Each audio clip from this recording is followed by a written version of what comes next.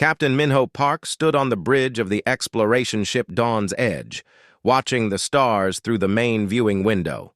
His crew had been traveling for 3 months to reach this system. Earth Command had sent them to find new trade partners and explore unknown space. The mission seemed simple enough. "Captain, we have incoming ships," called Taewon Lee from the communication station. His voice carried worry. "They're not responding to our standard greeting signals." Minho walked to the tactical display. 3 large ships appeared on the screen, moving fast toward them. These ships looked different from anything in Earth's databases. They had smooth, curved hulls that seemed to flow like water. Blue lights pulsed along their surfaces. "Try the universal translator," Minho ordered.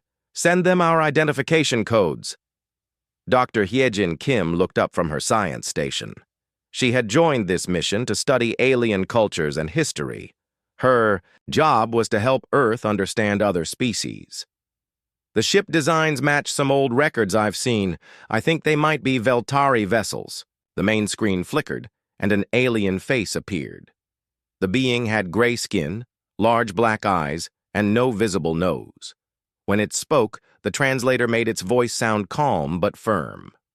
"Unknown vessel, you will stop your engines and prepare for inspection. We are Commander Thexel of the Veltari Defense Force. State your species and purpose in this system." Minho stepped forward.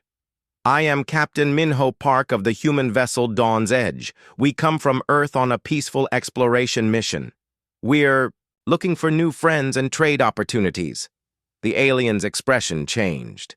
Its large eyes seemed to grow wider. "Human? We have no record of this species. Your ship appears to have advanced technology. How did a primitive species acquire such vessels?" "Primitive?" Minho felt confused. "Commander, humans have been part of the galactic community for over 50 years. We have trade agreements with several species. Earth has ambassadors on many worlds." Commander Thexel spoke to someone off-screen, then looked back. "We have no records of humans in our databases. No trade agreements exist with your species. Are you claiming to represent an unknown civilization?" Dr. Kim moved closer to Minho. She whispered, "Captain, this doesn't make sense. My historical records show clear evidence of human contact with the Veltari. We even helped them solve a mining dispute in the Karo system 15 years ago." The alien commander continued speaking. "You will follow our ships to Council Station Nexus 7. The Galactic Council will decide what to do with you. Do not attempt to flee or use weapons." Minho nodded slowly. "We'll cooperate, Commander. But I think there's been some mistake. Once we reach the station, we can clear this up quickly." The alien ships moved into formation around Dawn's Edge. Minho ordered his crew to follow them peacefully. As they traveled, he gathered his senior officers in the meeting room. "Something is very wrong here," he began. "Dr. Kim, show everyone what you found in our historical databases." Dr. Kim activated the table display. Images appeared showing humans meeting with various alien species. Documents showed trade agreements, diplomatic missions, and cultural exchanges. These records go back decades. Humans have been active in galactic politics for a long time. Engineer Young-Ho Nam leaned forward.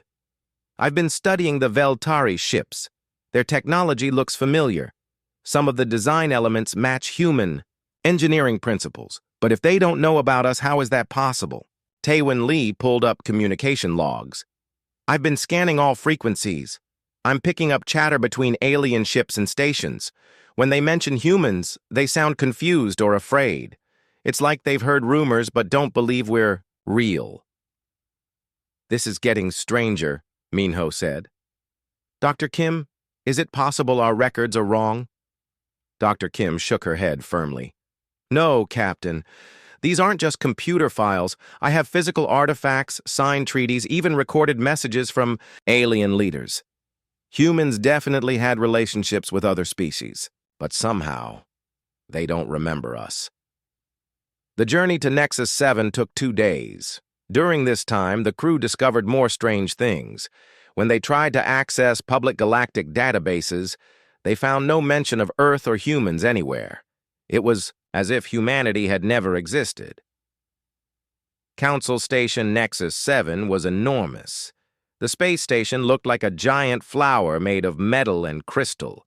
Ships from dozens of species docked at its many arms. Minho had seen pictures of this station before, in Earth's historical records. But now, looking at it, he felt like a stranger visiting for the first time. They docked at a small bay meant for unknown vessels. Alien security teams boarded their ship immediately. The beings wore heavy armor and carried energy weapons. They were polite but careful as they escorted the human crew through the station's corridors. The corridors were wide and filled with aliens of many different types. Some walked on two legs like humans. Others floated in the air or rolled on mechanical wheels. The walls showed moving pictures of galactic news and announcements. Minho looked for any sign of human involvement but found nothing. They reached a large meeting room where several alien officials waited. The leader was a tall being with blue skin and 4 arms. It spoke through a translation device. "I am Counselor Velthon. We have reviewed your vessel and your claims. Your technology is impressive, but we have no records of your species in any galactic databases. How do you explain this?" Minho remained calm. "Counselor, I believe there has been some kind of mistake or accident. Humans have been part of the galactic community for many years. We have embassies, trade routes, and friendship treaties with many species." Another alien, this one covered in what looked like living fur, spoke up. "We have consulted our oldest records. No species matching your description has ever contacted us. Yet your ship shows signs of technologies that were developed through galactic cooperation." Dr. Kim asked permission to speak. "May I examine your historical archives? I'm an expert in interspecies relations. I might be able to find what happened." "To our records." The aliens talked among themselves in low voices. Finally, Counselor Velthon nodded. "You may have limited access to our public records, but you will be watched at all times. We still don't understand how an unknown species could develop such advanced ships." As they left the meeting room, Minho felt worried. Something had happened to humanity's place in the galaxy. All their friends had forgotten them. All their achievements had been erased. But how was that possible? Dr. Kim grabbed his arm. "Captain, I have an idea. If our records were deliberately removed, there might be traces left behind. Hidden files, backup systems, or corrupted data that wasn't completely deleted." "Do you think someone did this on purpose?" Minho asked. "I don't know yet," Dr. Kim replied. "But I'm going to find out. Someone or something has stolen humanity's history, and I'm going to get it back." Engineer Nam joined them as they walked toward the archive section. "Captain, I've been scanning the station's systems. The technology here is more advanced than our records suggested. But some of the improvements look like human innovations. Someone has been using our ideas." Minho felt angry and confused. Humanity had been erased from galactic memory, but their contributions still existed. Someone had taken credit for human achievements while making everyone forget humans existed. "We're going to solve this mystery," he told his crew. "And we're going to make sure the galaxy remembers humanity again."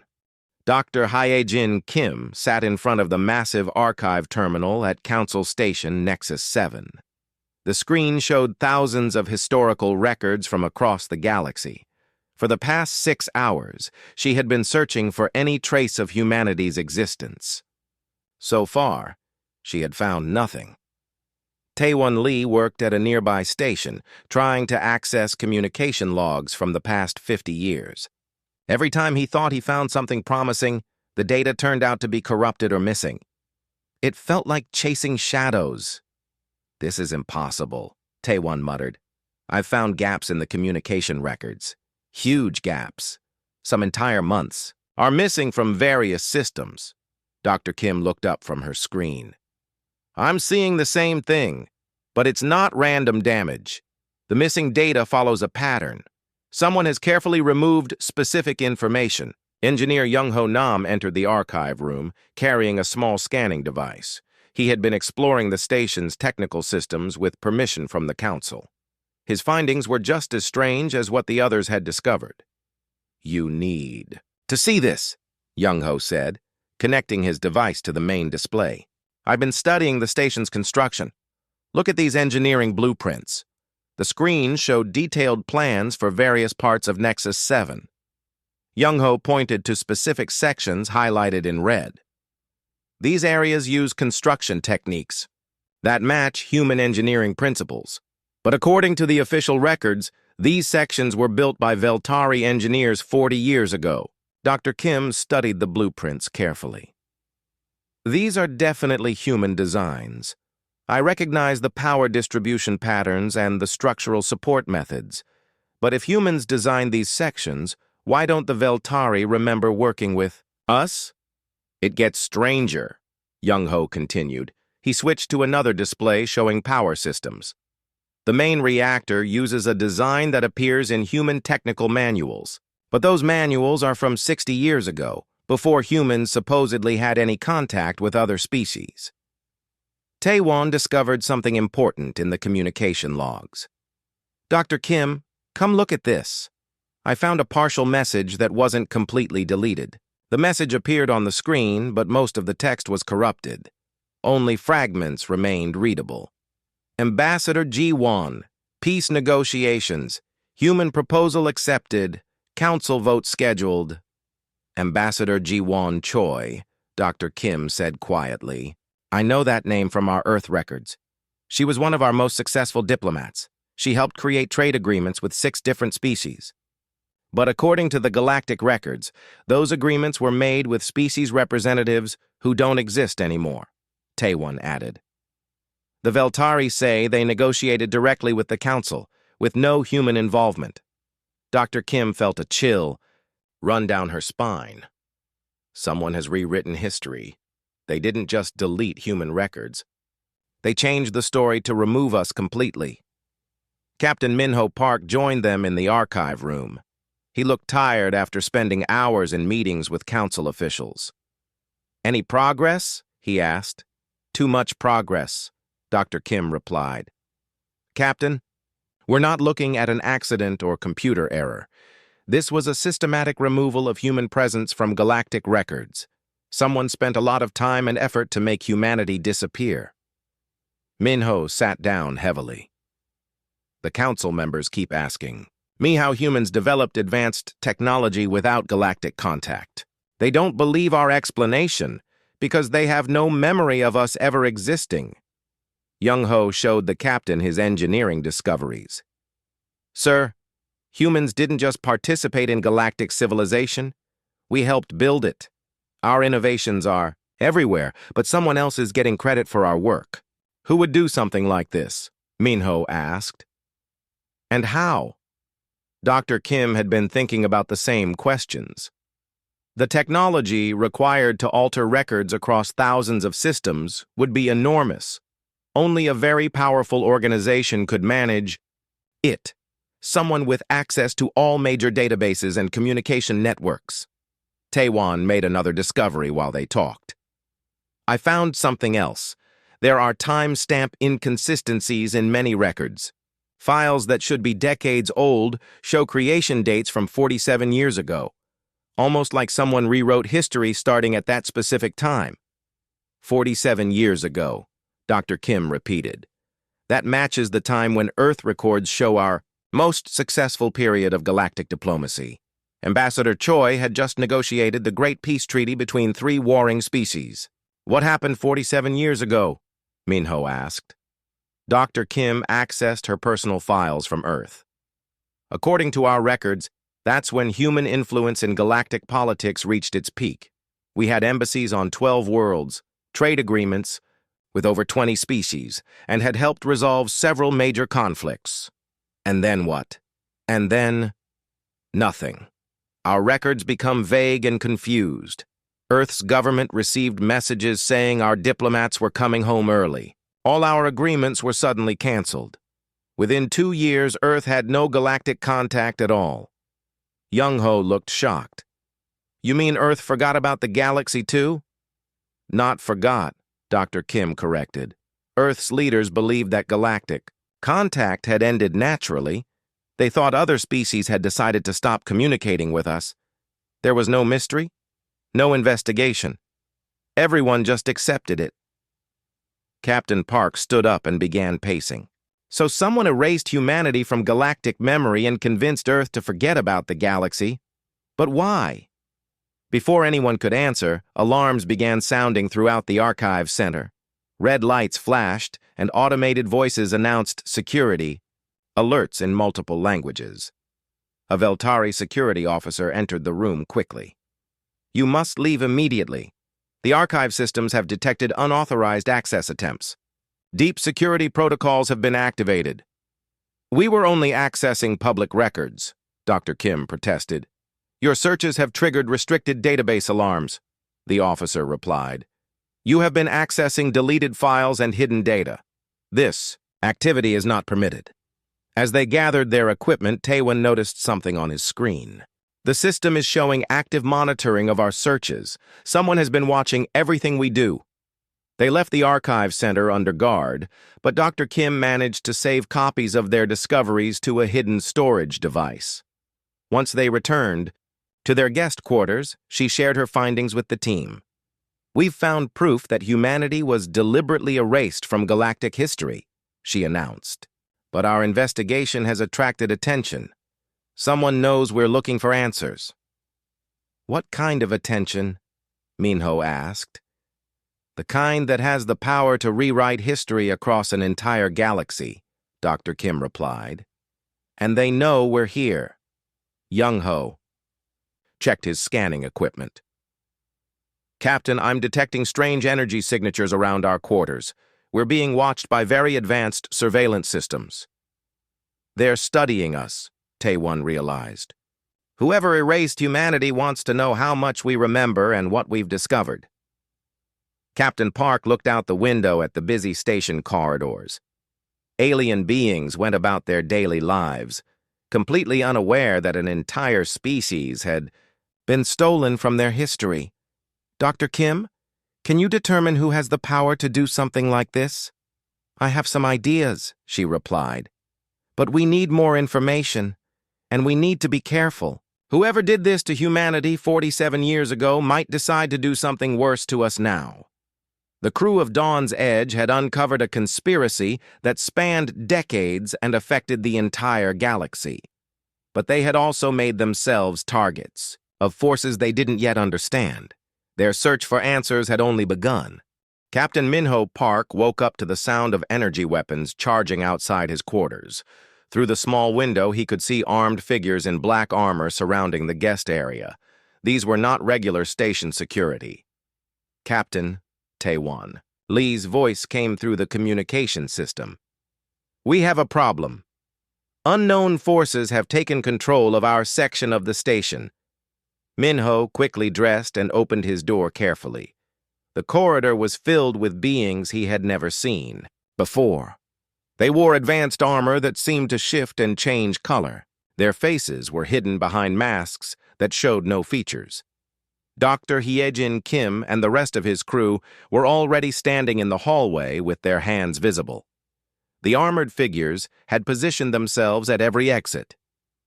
Captain Park, a voice spoke from behind one of the masks. The words came through a translator, but the tone was cold and commanding.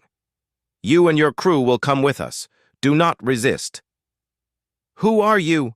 Minho demanded. We are guests of the Galactic Council. You have no authority here. We have all the authority we need, the voice replied. You have been asking dangerous questions. Now you will get your answers. The humans were escorted through parts of the station they had never seen before. Hidden passages led to secret levels that didn't appear on any public maps. The technology here was far more advanced than anything in the main station areas. They entered a large chamber with walls that seemed to be made of living metal. The surfaces moved slowly, creating patterns that hurt to look at directly. In the center of the room stood a figure that made Minho's skin crawl. The being was tall and thin, with pale skin that looked almost transparent. Its eyes were completely black, and when it moved, It seemed to glide rather than walk. Other similar beings stood around the room like statues. "Welcome, humans," the central figure said.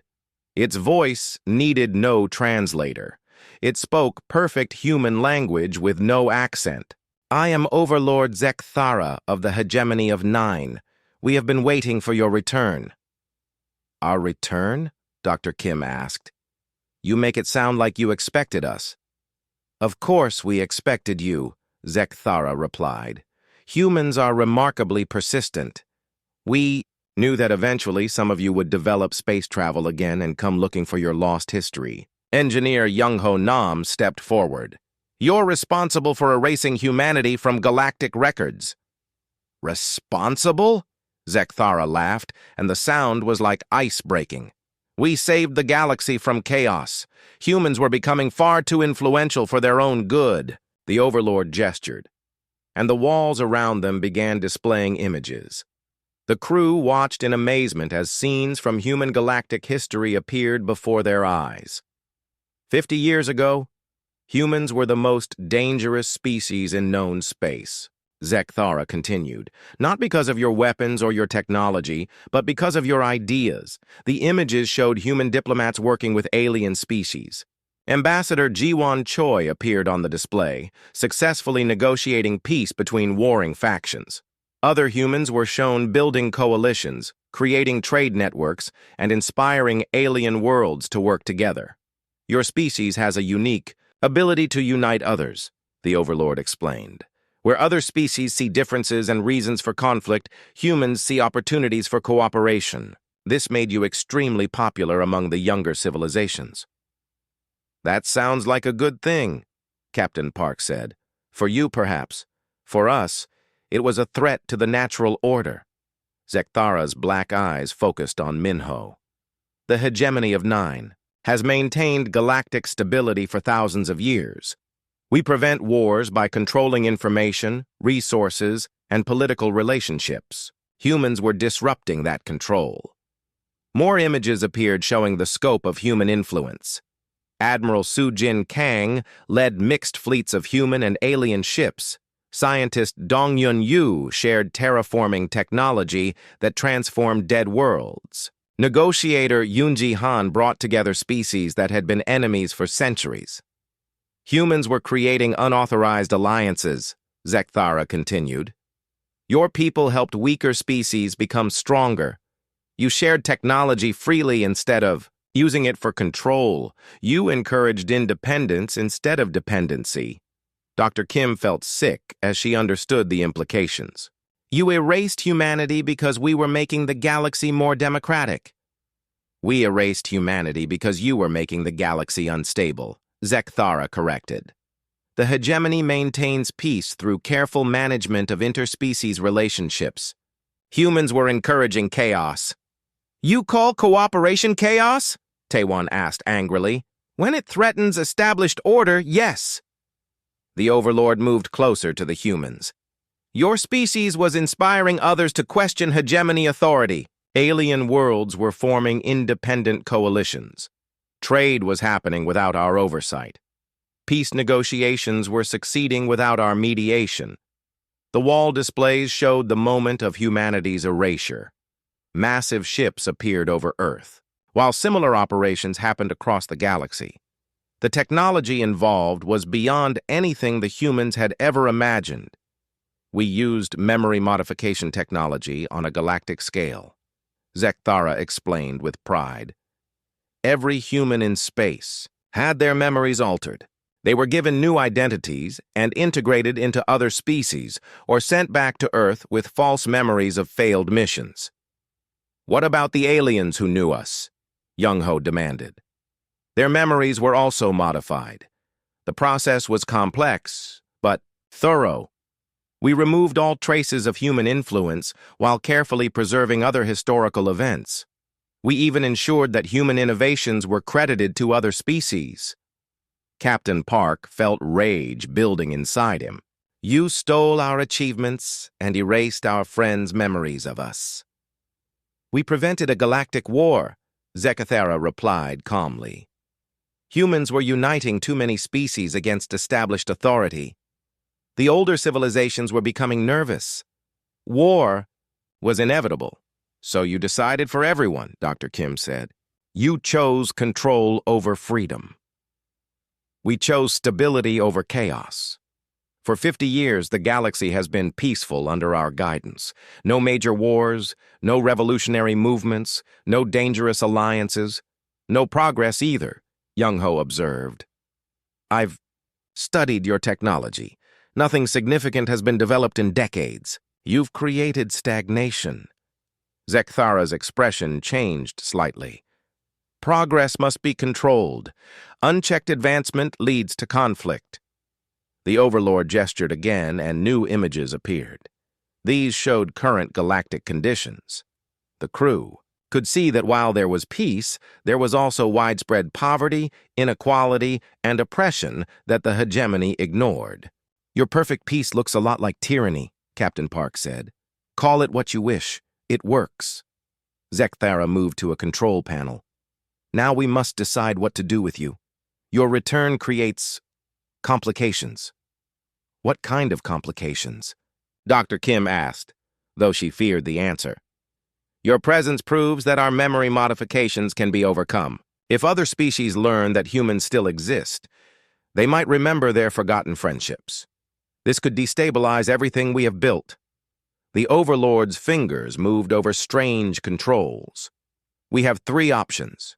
We can modify your memories, again, and send you back to Earth. We can eliminate you completely. Or what? Minho demanded. Or we can offer you a place in our organization. Humans make excellent administrators once properly motivated. You could help us maintain galactic order. The crew of Dawn's Edge looked at each other. They now understood the true scope of what they faced.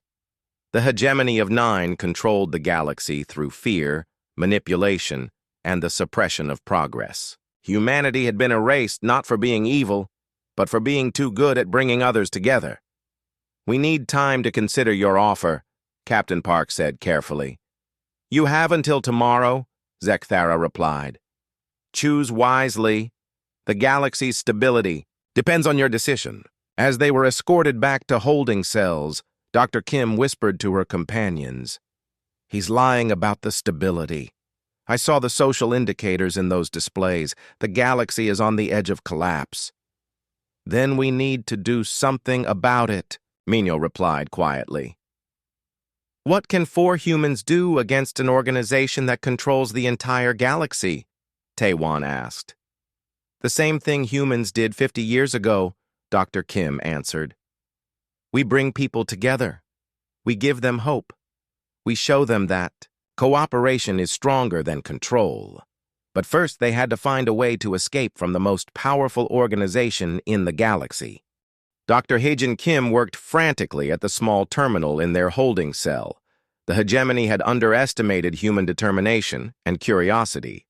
While her companions slept, she had discovered that the cell's communication system connected to the station's main archives through hidden pathways. Captain, she whispered urgently to Minho Park. Wake up quietly. I found something incredible. Minho opened his eyes and moved carefully to avoid alerting their guards. The cell had monitoring systems, but Dr. Kim had found a way to mask their conversations using the terminal's interference patterns. What did you discover? He asked softly. The hegemony's memory deletion wasn't perfect, Dr. Kim explained. They removed the obvious records, but they couldn't delete everything. There are backup systems, hidden archives, and corrupted data fragments scattered throughout the galactic network.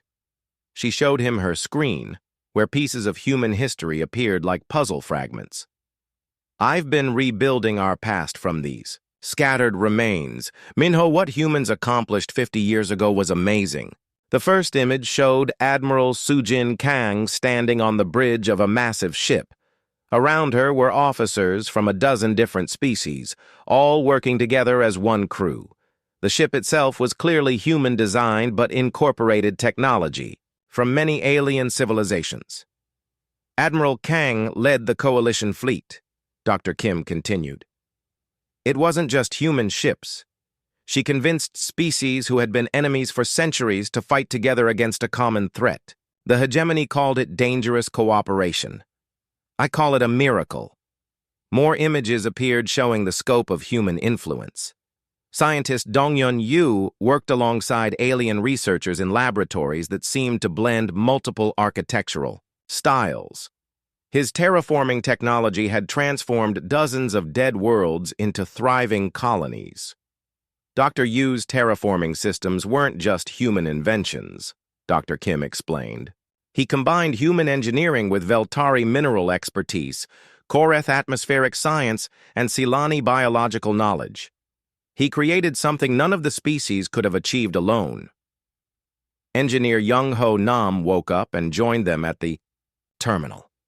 His eyes widened as he saw the technical specifications for human terraforming equipment.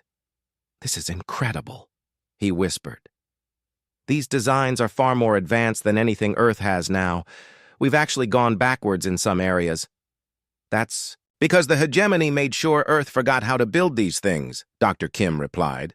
"Look at this next section."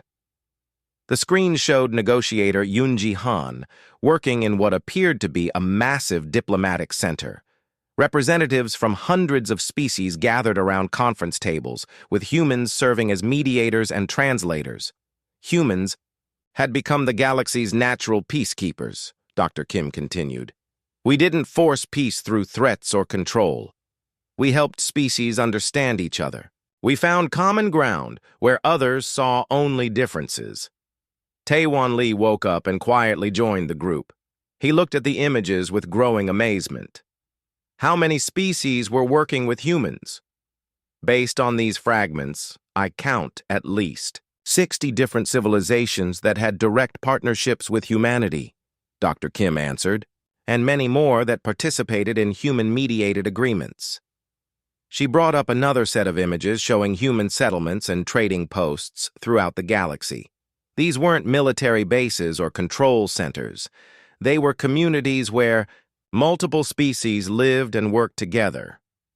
Humans created the first truly integrated galactic civilization, Dr. Kim said with pride.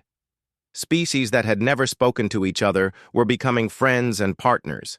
Trade was flowing freely. Cultural exchange was happening on an unprecedented scale. Captain Park studied the data carefully.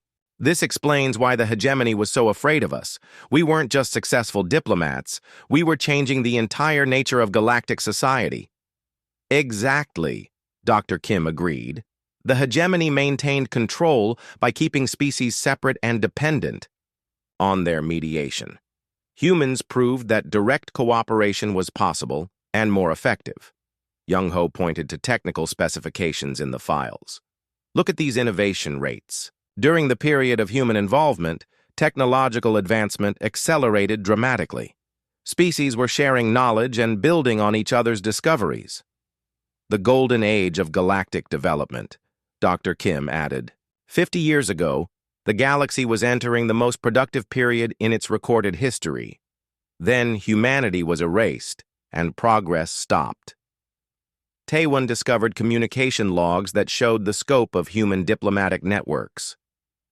Ambassador Jiwon Choi alone maintained regular contact with over 30 species leaders. She wasn't just representing Earth. She was facilitating communication between species that had never trusted each other before. The images showed the final months before humanity's erasure. Human diplomats were working on something called the Universal Cooperation Treaty. The document would have created the first galaxy-wide democratic alliance. This treaty would have ended the hegemony's control permanently, Dr. Kim realized. It established principles of shared governance, free trade, and mutual defense. Every participating species would have equal voice regardless of size or military power. How close were they to success? Minho asked. Very close. The treaty had been signed by 47 species and was scheduled for final ratification. Dr. Kim's voice carried sadness. The ceremony was planned for exactly 47 years ago, the same time the hegemony erased humanity from existence. Young-Ho found technical data that revealed another shocking truth. "Captain, Look at these ship specifications. Human vessels from 50 years ago were more advanced than our current ships. Earth has been building inferior technology for decades. The hegemony didn't just erase our memory, Dr. Kim explained. They sabotaged our development. Earth's scientists have been working from corrupted technical databases. We've been rebuilding human technology badly because we lost the original knowledge. The revelation hit them all at once. Humanity's current space exploration was not their first attempt to join galactic civilization. It was their second attempt, starting from a much weaker position because their enemies had stolen their achievements and crippled their progress. "We need to get this information to Earth," Captain Park said urgently.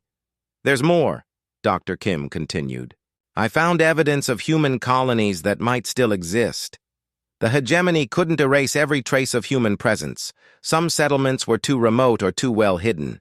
She showed them star charts with marked locations. These are human colonies that were established during our first period of galactic expansion. If the hegemony's memory modification only affected people and not automated systems, some of these places might still be functioning. With original human technology, Young-ho realized. Technology that's more advanced than what we have now. And with humans who might remember our true history, Taewon added. Dr. Kim saved all the recovered data to hidden storage devices. We have enough evidence to prove that humanity was a major galactic power. We can show that the current state of the galaxy is artificial and deliberately maintained. But we're still prisoners of the most powerful organization in known space, Captain Park pointed out. Not for long, Dr. Kim said with determination. I've been studying the station's systems while recovering this data. The hegemony's control depends on their ability to manage information and suppress communication between species. What do you mean? I mean their greatest strength is also their greatest weakness. They've made themselves essential to galactic communication, but if someone could bypass their systems and contact species directly, the galaxy would learn the truth. Minho finished. Exactly. And I think I know how to do it. But we'll need help. Dr. Kim brought up one final image. It showed a gathering of alien leaders who had worked closely with humans 50 years ago. Many of the species were still active in galactic politics. The hegemony's memory modification wasn't perfect, she explained. Some individuals retained fragments of their memories about humans. They don't remember clearly, but they have dreams, instincts, and feelings that something important is missing. You think they might help us? I think they've been waiting for us to come back, Dr. Kim replied. And tomorrow, when Overlord Zekthera expects our answer, we're going to give him something he doesn't expect. What's that? The truth, broadcast to every species in the galaxy. Admiral Minseo An stood on the bridge of the New Earth flagship Defiant, watching as the hegemony fleet emerged from hyperspace near Earth's solar system. 50 massive ships appeared in perfect formation, their dark hulls blocking out stars. Each vessel was larger than Earth's biggest space station. "Admiral," reported Commander Jihwan Oh from the tactical station, "the enemy fleet is taking position around Earth. They're not responding to our communication attempts." Admiral An studied the tactical display. Earth's fleet looked tiny compared to the hegemony forces. 24 human ships faced an enemy armada designed to conquer entire star systems.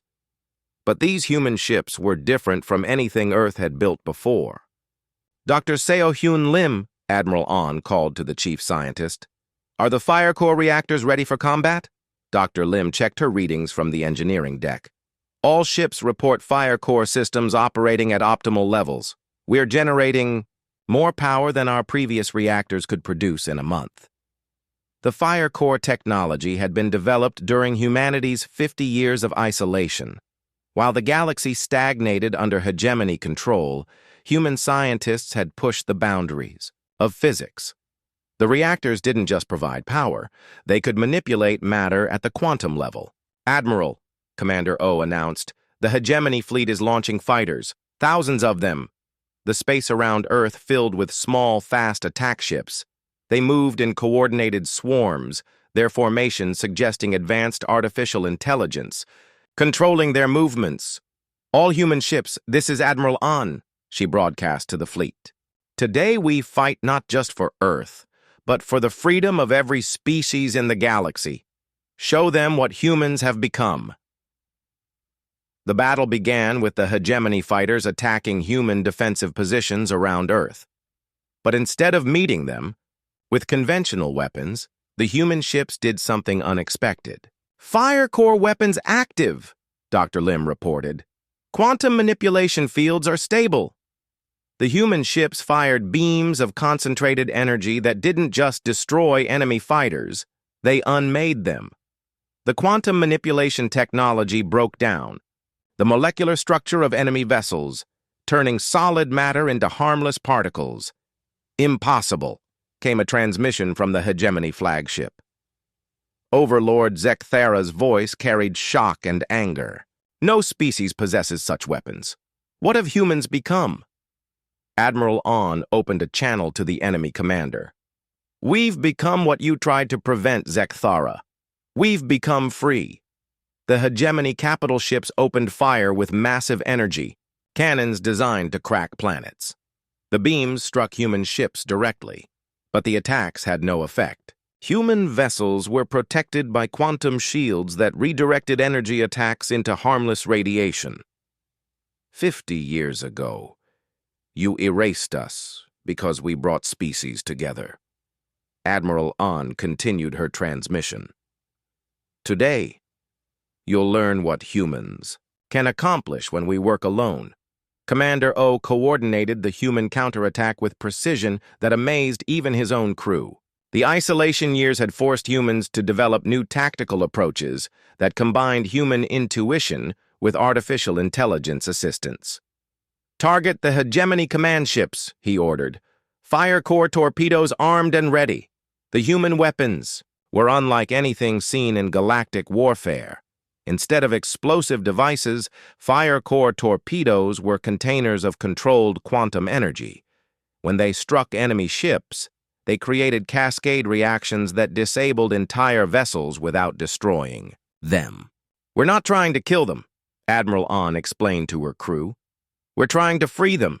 Many of those ships carry crews from species that the hegemony controls through fear." Dr. Lim monitored the battle from her engineering station. "Admiral, the fire core systems are performing beyond our best estimates. We're operating at only 30% capacity and already overwhelming their fleet." The tide of battle shifted dramatically as human ships moved through the hegemony formation. With impossible speed and agility, fire core engines didn't just provide thrust, they could manipulate space-time to create localized acceleration fields. "Their ships are moving faster than our sensors can track," reported a panicked hegemony officer over intercepted communications. "They appear and disappear like ghosts." But the most significant moment came when Captain Minho Park's ship Dawn's Edge arrived in the middle of the battle. He had escaped from Nexus 7 with HFY and other forgotten allies, bringing crucial intelligence about hegemony weaknesses. "Admiral An, this is Captain Park." His voice came through the communication system. "I have Veltari engineer HFY aboard. He knows how to disable hegemony ships without destroying them." "Excellent, Captain. We're trying to minimize casualties among the controlled crews." HFY's knowledge proved invaluable. He guided human ships to target specific systems that would shut down hegemony vessels while preserving life support for their crews. The forgotten engineer had spent decades studying hegemony technology, preparing for this moment. As the battle continued, something unexpected happened. Ships from other species began arriving to join the fight against the hegemony. The historical broadcast Dr. Kim had transmitted was having its effect across the galaxy. "Admiral," Commander O reported with excitement, "we're receiving communications from Veltari, Koreth, and Solani vessels. They're requesting permission to engage hegemony forces." "Granted," Admiral An replied immediately. "All Allied ships, welcome to the fight for galactic freedom." The battle became a turning point in galactic history. Species that had been controlled by the hegemony for decades finally had the courage to rebel, inspired by humanity's return and technological superiority. Dr. Lim made another crucial discovery during the fighting. "Admiral, our fire core technology is disrupting hegemony control systems. Their mind control devices can't function properly near our quantum fields. This revelation changed everything. Human ships began moving close to hegemony vessels, using their fire core fields to break the mental conditioning that controlled enemy crews. Alien soldiers began remembering their true loyalties and turning against their hegemony commanders. This is impossible, Overlord Zekthera transmitted in rage. We controlled this galaxy for thousands of years. How can one primitive species destroy everything we built? Admiral An answered with calm confidence. Because you made one critical mistake, Zekthara. You thought controlling people was the same as leading them. Humans learned long ago that cooperation is always stronger than control. The hegemony flagship found itself surrounded by human ships and liberated alien vessels. Overlord Zekthara's perfect formation had collapsed into chaos as crews throughout his fleet regained their free will. Surrender now, Admiral An offered, and we'll help you rebuild the galaxy based on freedom instead of fear. Never, Zekthera replied. If we cannot control the galaxy, we will destroy it. The hegemony flagship began charging a massive weapon designed to sterilize entire star systems. But before it could fire, something remarkable happened. Captain Park's ship moved directly in front of the weapon. You'll have to go through humans first, he announced. And we've learned a few things about surviving impossible odds. Other human ships joined him, creating a protective barrier around Earth. But they weren't alone. Alien vessels from dozens of species moved to stand with humanity, forming the largest cooperative fleet in galactic history. The sight of so many species united in common purpose broke something inside Overlord Zekthara. For the first time in thousands of years, he faced opposition from beings who chose to fight together rather than being forced to obey. Fire core systems at maximum power, Dr. Lim announced. Ready to protect every ship in our formation. The quantum fields generated by human reactors expanded to cover the entire Allied fleet. When the hegemony superweapon fired, its energy was absorbed and redirected harmlessly into space. The battle for Earth was over, but the war for galactic freedom had just begun. Captain Minho Park walked through the corridors of the massive space station that had once been a hegemony stronghold. The walls still showed signs of recent battle damage, but alien engineering crews were already making repairs. What amazed him most was seeing species that had been enemies for decades working side by side. The repairs are proceeding faster than expected, reported HFY, who had become the station's new chief engineer. When beings work together by choice instead of force, efficiency improves dramatically. Ambassador Sumin Bey joined them in the main corridor, carrying reports from throughout the galaxy. She had been appointed Earth's primary diplomat for rebuilding galactic relationships, a job that required exceptional skill given the complex political situation. "How are the negotiations proceeding?" Captain Park asked. "Better than we hoped, but slower than we need," Ambassador Bey replied. "Every species wants to help humanity fight the hegemony, but many are afraid of what comes after. They've been controlled for so long that freedom feels dangerous." Dr. Kim emerged from the station's restored archive center, where she had been working to help alien species recover their suppressed memories. The process was delicate and often emotional as beings remembered friends, achievements, and dreams that had been stolen from them. "I've successfully restored memory fragments for over 300 individuals from 15 different species," she reported. "Each success makes the next one easier. The hegemony's conditioning breaks down when people remember what they've lost." They entered the station's main conference room, where representatives from dozens of species gathered for daily coalition meetings. The diversity was remarkable. beings with scales, fur, metal skin, and forms that defied easy description, all working toward common goals. Tormak of the Stone Tribes stood at the center of the group. His people were massive, rocky beings who moved slowly but thought with deep wisdom. "The human Dr. Kim has helped my people remember the Great Building Project," he announced. 50 years ago, humans and stone tribes worked together to construct orbital cities that housed millions of refugees. "The Koreth remember the healing stations," added Sil Andar of the Crystal Collective. Her crystalline form reflected light in patterns that conveyed emotion. Human medical knowledge combined with our energy manipulation techniques saved countless lives during the plague years. Ambassador Bay listened to each species share their recovered memories of cooperation with humanity. Every story revealed how the galaxy had been more prosperous, peaceful, and innovative during the period of human involvement. "These memories prove what we can accomplish together," she addressed the gathering. "But the hegemony still controls much of the galaxy. We need to decide how to proceed." A Veltari commander named Hexton spoke up.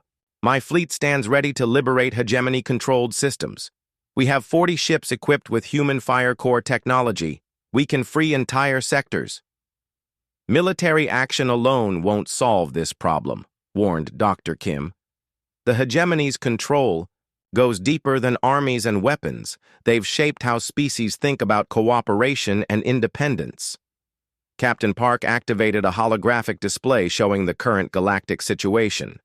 Red areas indicated hegemony control, blue showed liberated systems, and yellow marked regions where the situation remained unclear. "The pattern is interesting," he observed. "Species closest to Earth and the liberated zones are joining us quickly, but beings in the galaxy's outer regions are still afraid to rebel."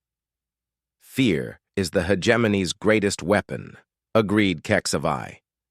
"Many species believe that cooperation leads to chaos and conflict. The hegemony has spent centuries teaching that only centralized control can maintain peace." Ambassador Bay had been developing a plan to address this challenge. "We need to prove that freedom works better than control, not through speeches or broadcasts, but through actions and results." "What do you propose?" asked Tormak. "We establish model systems where multiple species govern themselves cooperatively," Ambassador Bay explained. "We show the galaxy what the Universal Cooperation Treaty was supposed to create 50 years ago." Dr. Kim supported the idea enthusiastically. "I've found complete records of the original treaty. It outlined principles for shared governance, mutual defense, and free exchange of knowledge and resources." The coalition representatives spent hours discussing the practical details of implementing cooperative governance. Each species brought different strengths and perspectives to the planning process. "Humans provide innovation and diplomatic skills," observed Silandar. "Stone tribes offer stability and long-term planning. Veltari contribute technical expertise. Koreth bring energy manipulation. Crystal Collective adds communication networks. Together, we can create something none of us could achieve alone," added Hexton. But their planning was interrupted by urgent news from the front lines. Commander O contacted them from the human fleet with disturbing intelligence. "Ambassador Bay, we've intercepted hegemony communications," he reported. "They're planning something called the Final Protocol. Our analysis suggests it involves destroying entire star systems to prevent them from joining our coalition." The conference room fell silent as the implications became clear. The hegemony was prepared to commit genocide rather than lose control of the galaxy. "How many systems are they targeting?" Captain Park asked grimly. "At least 12 systems with populations over 1 billion each," Commander O replied. "They're focusing on worlds that have shown interest in joining our coalition." Ambassador Bay felt the weight of responsibility on her shoulders. Billions of lives depended on the decisions made in this room. "We need to accelerate our timeline. How quickly can we establish defensive positions around the threatened systems?" "Our current fleet can protect perhaps 4 systems," Hexton calculated. "We need more ships and more allies." What about the species that haven't joined us yet?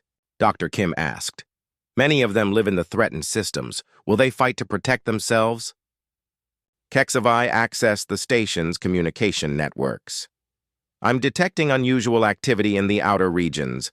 Species that have remained neutral are suddenly requesting information about our coalition. Fear can motivate action as well as paralysis. Tormak observed wisely. Perhaps the hegemony's threats will drive uncommitted species to seek our protection. Ambassador Bay made a crucial decision. We're going to do something the hegemony doesn't expect. Instead of just defending the threatened systems, we're going to invite their populations to relocate to coalition-controlled space. A massive evacuation? Captain Park asked. More than that. A demonstration that cooperation can solve problems control cannot. We'll use our combined resources to relocate entire populations safely, then help them establish new homes in free space. The plan was ambitious and dangerous. Moving billions of beings across hostile space would require unprecedented cooperation between species that were still learning to trust each other. The logistics will be incredibly complex, warned HFY. But if we succeed, we'll prove that. Our coalition can protect people better than the hegemony ever did, Ambassador Bay replied. Dr. Kim began calculating requirements for the evacuation. We'll need transport ships from every species, supply networks to support massive populations, and temporary housing facilities on dozens of worlds. Stone tribes can provide housing construction, offered Tormak. Crystal Collective networks can coordinate communications across the entire operation, added Silandar.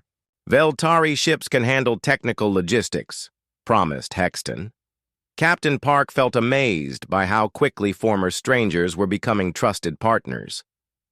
The hegemony spent thousands of years teaching species that cooperation was impossible. We're proving them wrong in a matter of weeks. Ambassador Bay contacted Admiral on Earth to request additional human ships and resources for the evacuation operation.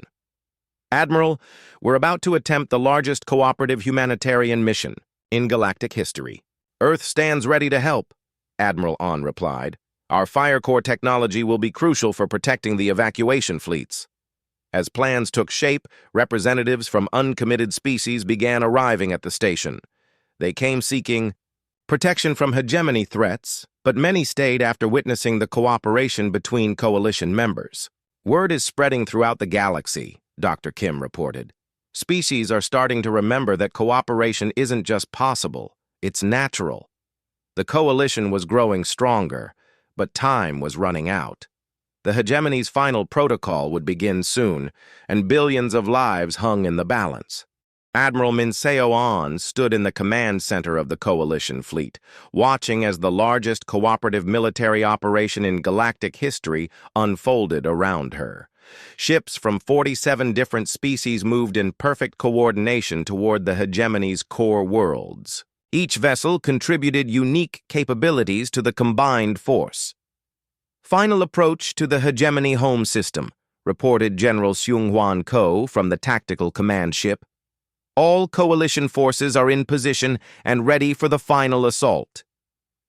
The hegemony had retreated to their most heavily defended systems after losing control of the outer regions. Overlord Zekthara and the remaining members of the Nine had fortified their last strongholds with weapons designed to destroy entire star systems rather than surrender them. Strategist Minji Shin to all coalition commanders, came the voice of the coalition's chief military planner. Remember that our objective is liberation, not destruction. We want to free the people under hegemony control, not eliminate them. Dr. Kim worked frantically in the Mobile Archive Center, broadcasting suppressed memories and historical records to every ship in the hegemony fleet. Her work had become the coalition's most effective weapon against enemy forces. I'm detecting massive memory restoration cascades throughout the enemy formations, she reported. Hegemony crews are remembering their original loyalties and questioning their orders. Captain Park coordinated ground operations as coalition forces prepared to land on hegemony worlds. The assault would be unlike any in galactic history, focusing on freeing minds rather than conquering territory. All landing teams, remember your training, he broadcast. We're not invaders. We're liberators helping people remember who they really are. The final battle began not with weapons fire, but with communication. Ambassador Bay opened channels to every hegemony position simultaneously, speaking directly to beings who had been controlled for generations. Citizens of the galaxy, her voice reached across space. You have been living under lies designed to steal your freedom and your memories. Today you can choose to remember the truth. The effect was immediate and dramatic. Throughout the hegemony fleet, crews began refusing orders as suppressed memories returned. Ship after ship broadcast surrender signals as their personnel regained free will. This is impossible, Overlord Zekthara transmitted from his command vessel. We control their minds completely. They cannot simply choose to be free. That's where you're wrong, Admiral On replied. Freedom isn't something you can take away permanently. It's something that lives in every thinking being. You can suppress it, but you can never truly destroy it. The Coalition fleet moved through hegemony space like a wave of liberation. Advanced human fire core technology disrupted mind control devices, while alien specialists helped restored individuals process their recovered memories. HFY had become the Coalition's expert on hegemony technology. Admiral, we've identified the central control nodes for their mind manipulation network. If we can shut down those systems, millions of beings across the galaxy will regain their freedom simultaneously. Proceed with the shutdown, Admiral On ordered. It's time to end this artificial age of control. The operation required precise coordination between multiple species. Stone Tribe engineers provided the physical strength needed to break through hegemony defenses. Crystal Collective Networks managed communication across vast distances. Veltari technical teams disabled complex security systems. But the crucial moment came when human teams reached the core control facilities. The technology they found there was both impressive and horrifying. Machines designed to suppress the natural cooperative instincts that most species possessed. These systems don't just control behavior, Dr. Kim discovered as she examined the equipment. They've been actively preventing species from remembering how to work together. The hegemony hasn't just been ruling the galaxy, they've been crippling its natural development. General Ko coordinated the simultaneous shutdown of control nodes across 12 star systems. All teams report ready, initiating liberation protocol. In 3, 2, 1, execute. The moment the control systems deactivated, the galaxy changed forever. Across thousands of worlds, beings suddenly remembered friends they had forgotten, achievements they had lost, and dreams that had been stolen from them. The hegemony's remaining resistance collapsed within hours. Freed populations turned against their former controllers, but following coalition guidelines, they chose justice over revenge. Overlord Zekthara's final transmission came as coalition forces surrounded his command ship. You have doomed the galaxy to chaos. Without central control, species will return to endless warfare. We're about to prove you wrong, Captain Park replied as he led the boarding team onto the hegemony flagship. We're going to show the galaxy what cooperation can accomplish when it's based on choice instead of force. The transition to the new galactic order took months of careful planning and patient negotiation. The Coalition established the Galactic Commonwealth, a voluntary association based on the principles of the original Universal Cooperation Treaty.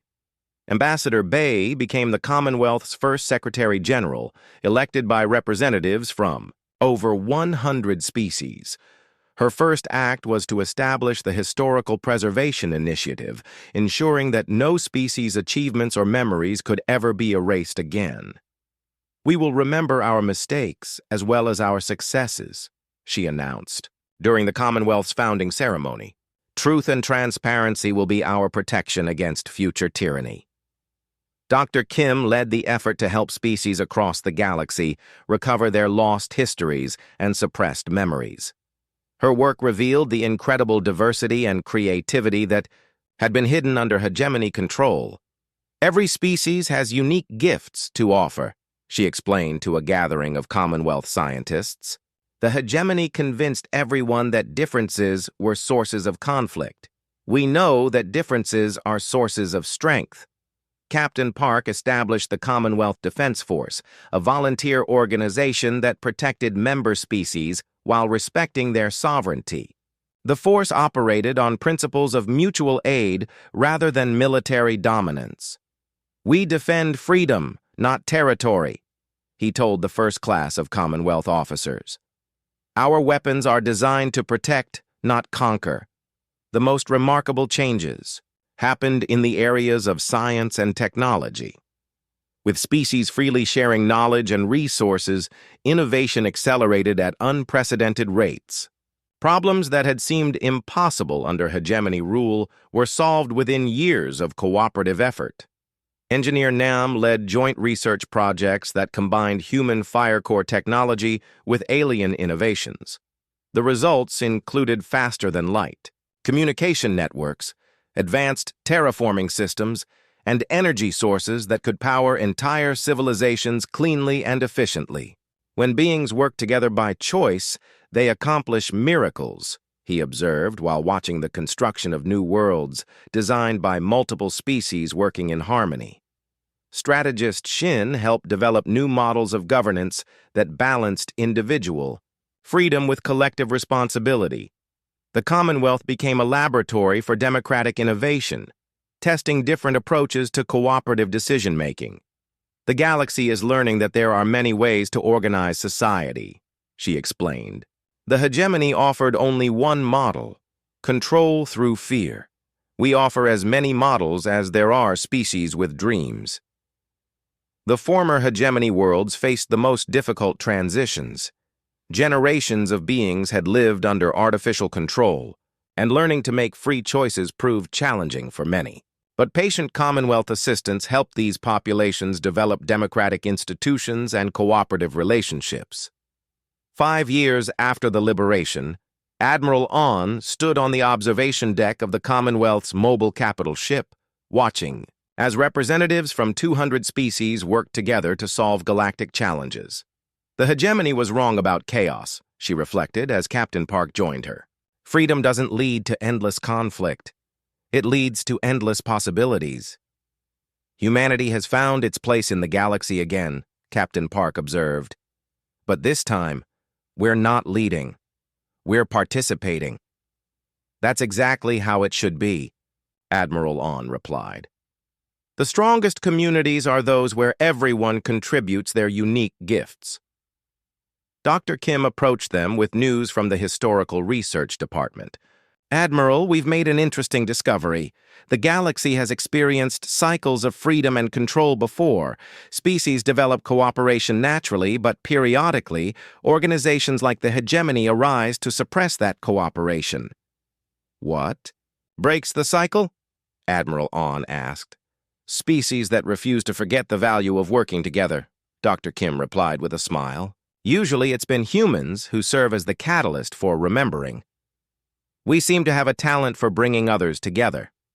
As they watched ships from dozens of species arrive for the Commonwealth Assembly, Admiral On felt proud of what humanity had accomplished. They had returned to the galaxy not as conquerors or controllers, but as partners and friends. The fire humanity brought to the galaxy wasn't just advanced technology or military strength. It was the burning belief that cooperation was stronger than control, that freedom was worth fighting for, and that every... Captain Minho Park walked through the corridors of the massive space station that had once been a hegemony stronghold. The walls still showed signs of recent battle damage, but alien engineering crews were already making repairs.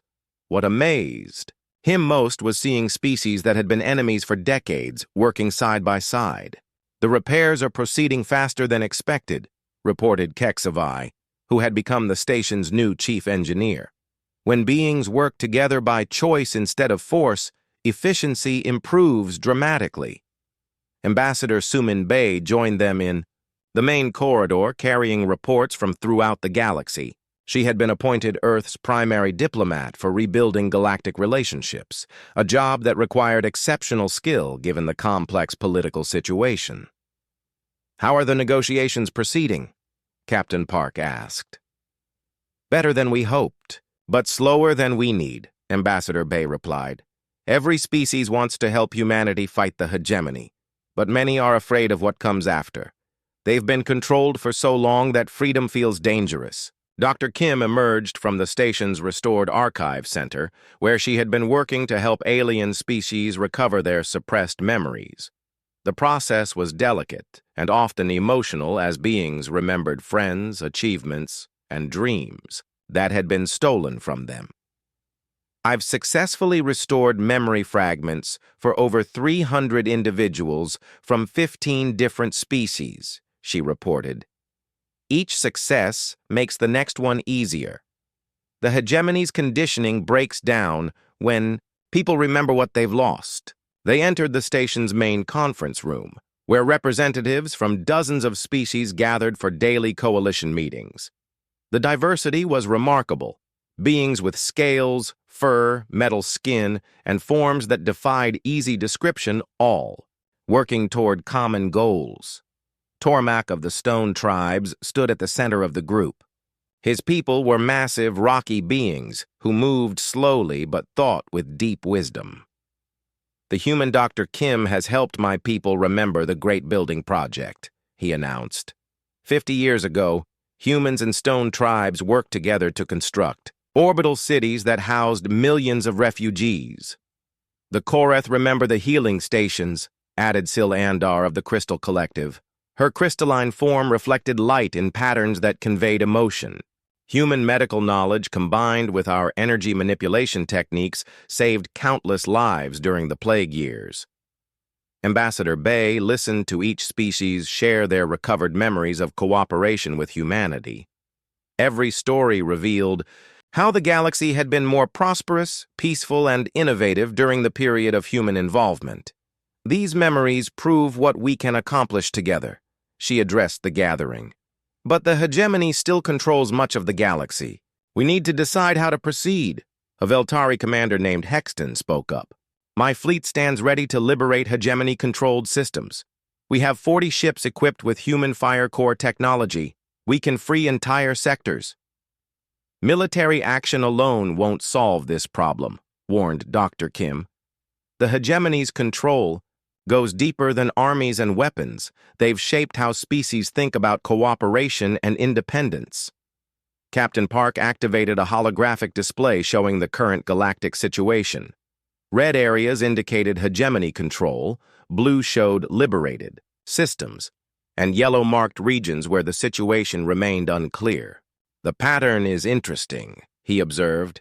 "Species closest to Earth and the liberated zones are joining us quickly, but beings in the galaxy's outer regions are still afraid to rebel." "Fear is the hegemony's greatest weapon," agreed HFY. "Many species believe that cooperation leads to chaos and conflict. The hegemony has spent centuries teaching that only centralized control can maintain peace." Ambassador Bay had been developing a plan to address this challenge. "We need to prove that freedom works better than control, not through speeches or broadcasts, but through actions and results." "What do you propose?" asked Tormak. "We establish model systems where multiple species govern themselves cooperatively," Ambassador Bay explained. "We show the galaxy what the Universal Cooperation Treaty was supposed to create 50 years ago." Dr. Kim supported the idea enthusiastically. "I've found complete records of the original treaty. It outlined principles for shared governance, mutual defense, and free exchange of knowledge and resources." The coalition representatives spent hours discussing the practical details of implementing cooperative governance. Each species brought different strengths and perspectives to the planning process. "Humans provide innovation and diplomatic skills," observed Silandar. "Stone tribes offer stability and long-term planning.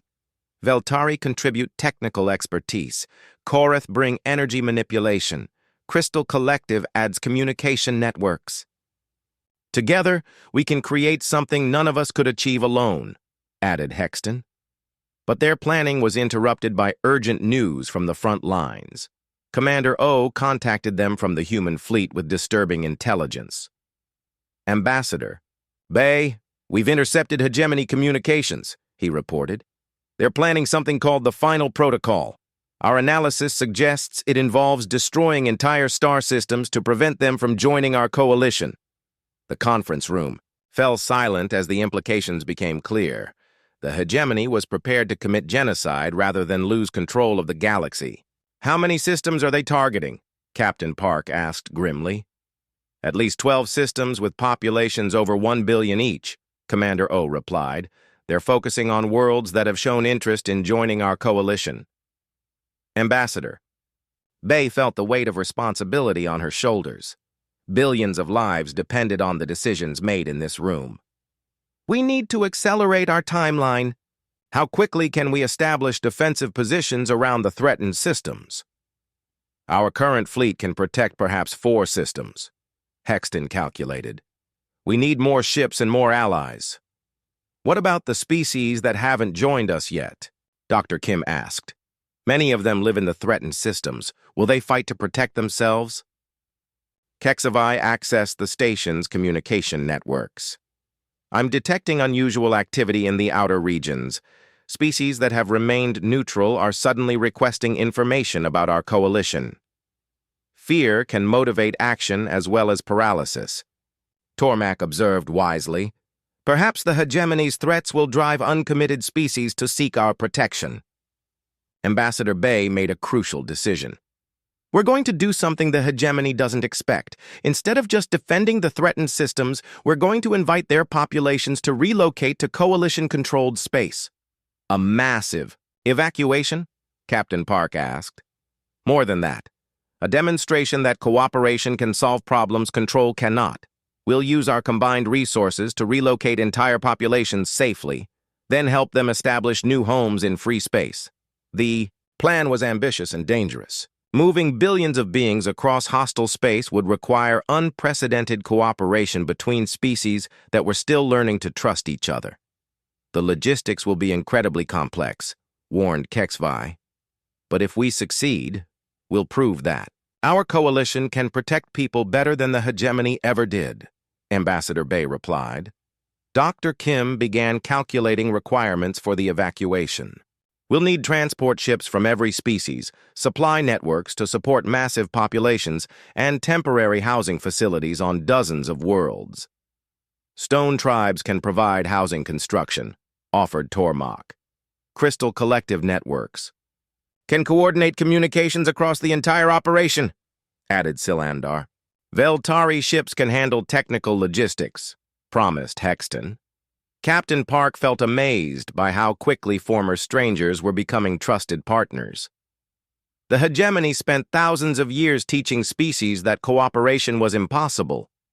We're proving them wrong in a matter of weeks. Ambassador Bay contacted Admiral on Earth to request additional human ships and resources for the evacuation operation. Admiral, we're about to attempt the largest cooperative humanitarian mission in galactic history. Earth stands ready to help, Admiral On replied. Our fire core technology will be crucial for protecting the evacuation fleets. As plans took shape, representatives from uncommitted species began arriving at the station. They came seeking protection from hegemony threats, but many stayed after witnessing the cooperation between coalition members. Word is spreading throughout the galaxy, Dr. Kim reported. Species are starting to remember that cooperation isn't just possible, it's natural. The coalition was growing stronger, but time was running out. The hegemony's final protocol would begin soon, and billions of lives hung in the balance.